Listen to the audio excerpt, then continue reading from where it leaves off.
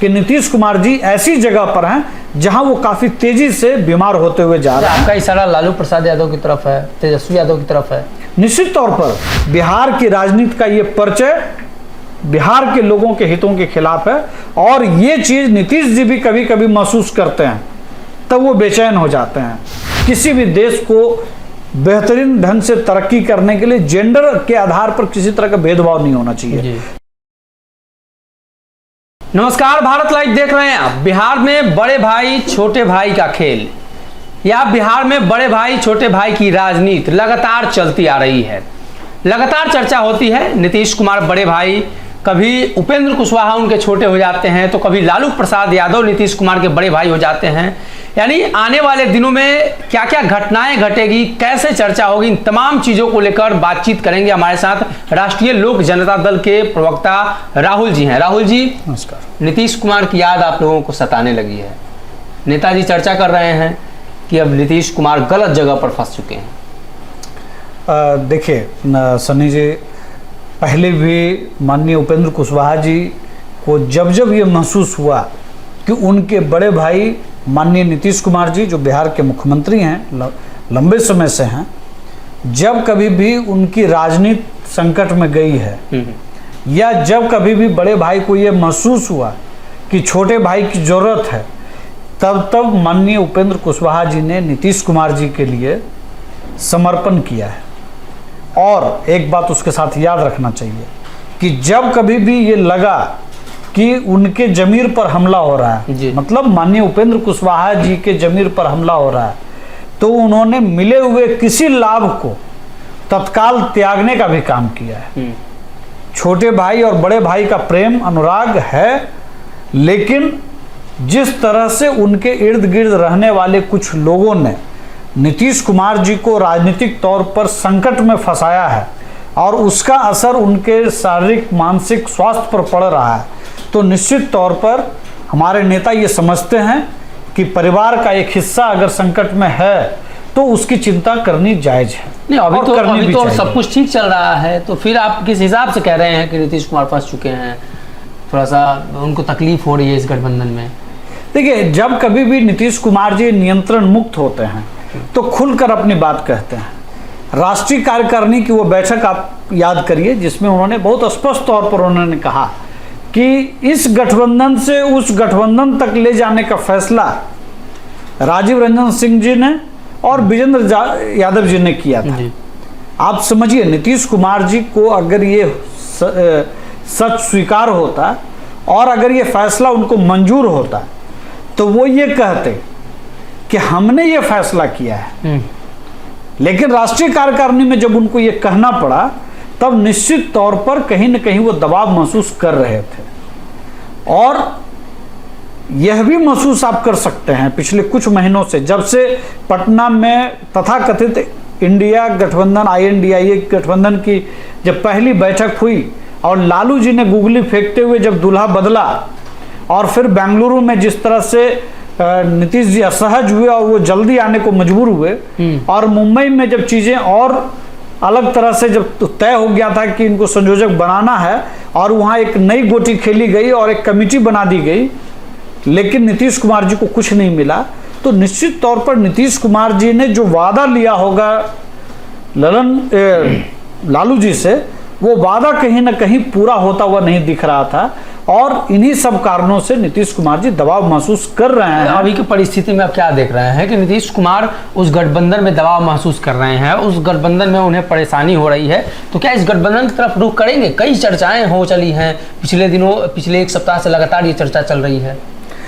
देखिए, नीतीश कुमार जी की एक खासियत रही है कि वो जिस जगह बिहार की राजनीति के वो एक ऐसे तारा हैं, वो ये समझते हैं कि अभी तक उसका इस्तेमाल भी उन्होंने किया है कि जिस तरफ वो झुकते हैं वो गठबंधन मजबूत हो जाता है। लेकिन पहली बार उनको भी महसूस हो रहा है, ना कार्यकर्ता उनके फैसले से खुश हैं, ना जनता उनके फैसले से खुश हैं, ना नीतीश कुमार जी का जो आधार वोट है, कुर्मी, कुशवाहा, धानुक, अति पिछड़ा, महादलित, उनका जो समाज है वो भी खुश नहीं है।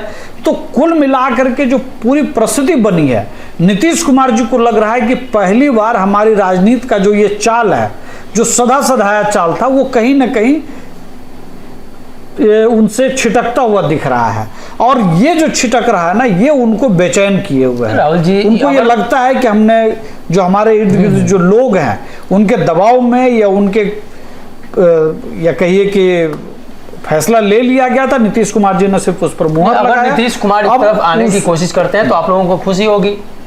देखिए, नीतीश कुमार जी लंबे समय तक स्वस्थ रहें, राजनीति में उनका एक योगदान है। अगर वो योगदान बिहार की बेहतरी के लिए हो तो कोई भी स्वागत करेगा, लेकिन जिस विध्वंसक राजनीति की तरफ वो बढ़ चुके हैं, बिहार आशंकित है, सशंकित है, और हर दिन जिस तरह से अपराध की घटनाएं बढ़ रही है और भ्रष्टाचार की घटनाएं जिस तरह से बिहार के अंदर बढ़ रही है, महिलाओं के खिलाफ जिस तरह से घटनाएं बढ़ रही हैं, इन सब को देखते हुए हम कह सकते हैं कि नीतीश कुमार जी ऐसी जगह पर हैं जहां वो काफी तेजी से बीमार होते हुए जा रहे हैं। आपका इशारा लालू प्रसाद यादव की तरफ है, तेजस्वी यादव की तरफ है। निश्चित तौर पर बिहार का बच्चा बच्चा जानता है कि लालू परिवार, आरजेडी परिवार सिर्फ 3 चीजों के लिए जाना जाता है। परिवार का हर एक सदस्य सेटल हो राजनीतिक तौर पर, मतलब परिवारवाद।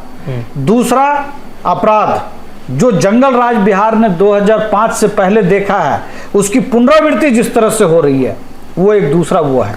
तीसरा, जिस वजह से वो बार बार जेल यात्रा करते हैं, जिस वजह से उनके परिवार का हर सदस्य कभी ईडी के दरवाजे पर, कभी सीबीआई के दरवाजे पर, कभी इनकम टैक्स के दरवाजे पर, तो कहीं ना कहीं ये 3 जो परिचय उनका है, बिहार की राजनीति का ये परिचय बिहार के लोगों के हितों के खिलाफ है। और ये चीज नीतीश जी भी कभी कभी महसूस करते हैं, तब वो बेचैन हो जाते हैं। और निश्चित तौर पर पिछले साल भर के अंदर अगर उनके तमाम गतिविधियों को देखेंगे तो कहीं ना कहीं लगेगा कि वो मानसिक तौर पर बेहद दबाव महसूस कर रहे हैं। महिला आरक्षण बिल को लेकर चर्चा हो रही है पूरे देश में, इसको लेकर कई पार्टियां समर्थन में हैं, विपक्ष में रहते हुए भी नीतीश जी समर्थन में हैं। आप लोगों का क्या स्टैंड है, क्या लगता है इस बिल को लेकर? देखिए, इसका 2 पक्ष है। पहली बात तो कि इस देश को धन्यवाद देना चाहिए माननीय प्रधानमंत्री नरेंद्र मोदी जी को कि लंबे समय से ये लंबित, लगभग 27 साल से ये लंबित, सितंबर के महीने में 12 या 13 सितंबर को 1996 में ये बिल आया था देवगौड़ा जी के टाइम में जी। फिर मनमोहन सिंह जी के टाइम आया, अटल बिहारी वाजपेयी जी के टाइम में आया, तो कहीं ना कहीं ये चीज़ें थी कि इसको लाया जाए, और ये इस देश की जरूरत भी है। किसी भी देश को बेहतरीन ढंग से तरक्की करने के लिए जेंडर के आधार पर किसी तरह का भेदभाव नहीं होना चाहिए। तो जब हम कार्यपालिका में, संसदीय प्रणाली में एक बड़े वर्ग को जब हम छोड़ देते हैं तो उसका असर सामाजिक, आर्थिक, राजनीतिक गतिविधियों पर भी पड़ता है।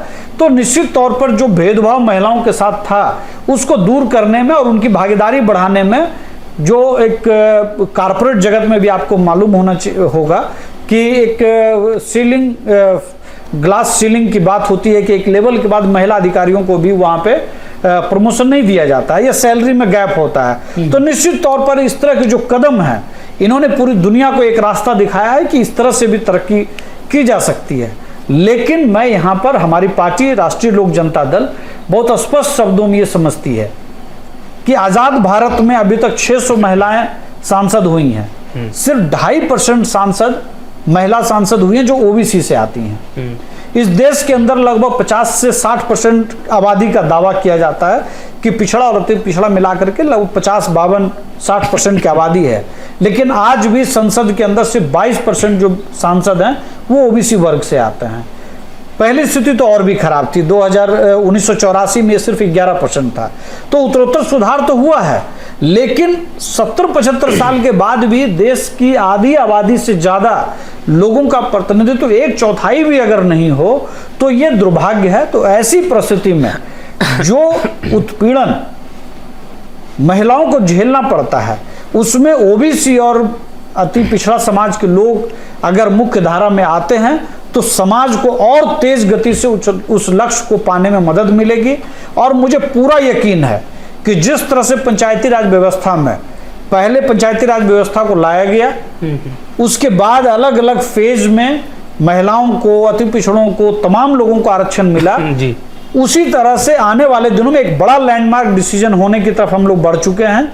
और महिला आरक्षण बिल लागू हो जाने के बाद एक बड़ा लैंडमार्क फैसला समझिए लगभग हो गया है, कानून का रूप ले लेगा कुछ घंटों में, और हम समझते हैं कि आने वाले दिनों में हमारी एनडीए सरकार ही, मैं उम्मीद करूंगा जी, कि जल्द ही इसमें ओबीसी और अति पिछड़ों के अधिकारों को लेकर के भी संशोधन और सुझाव जो आए हैं, उसको संशोधन के लिए जो सुझाव आए उसको स्वीकार किया जाएगा और इस देश की बहुत बड़ी आबादी जो ओबीसी और ईबीसी से आती हैं उनके सपने को भी पूरा करेगी। जी, तो कहीं ना कहीं छोटे भाई को बड़े भाई की चिंता क्यों सता रही थी वो बता रहे थे, और साथ ही महिला आरक्षण बिल को लेकर भी उन्होंने स्पष्ट रूप से कहा है कि महिलाओं की आबादी के हिसाब से अब प्रतिनिधित्व मिल पाएगा। अभी तक जो नहीं हो पाया नरेंद्र मोदी की सरकार ने किया, और कई सारी इनकी आशाएं भी है एनडीए सरकार से। तो देखना ही होगा आने वाले दिनों में क्या कुछ बदलाव इसको लेकर देखने को मिलता है।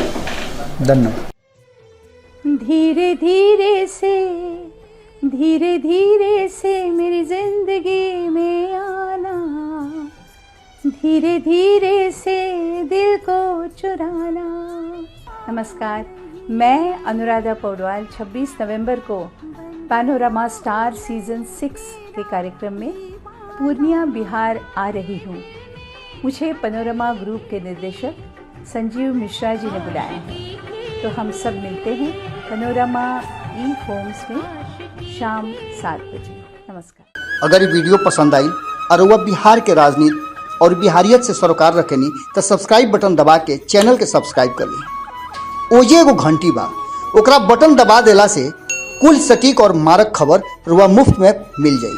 अगर रुआ पत्रकारिता के हमनी के नया प्रयोग में सहयोग कर चाहतानी तो ज्वाइन बटन दबा दी।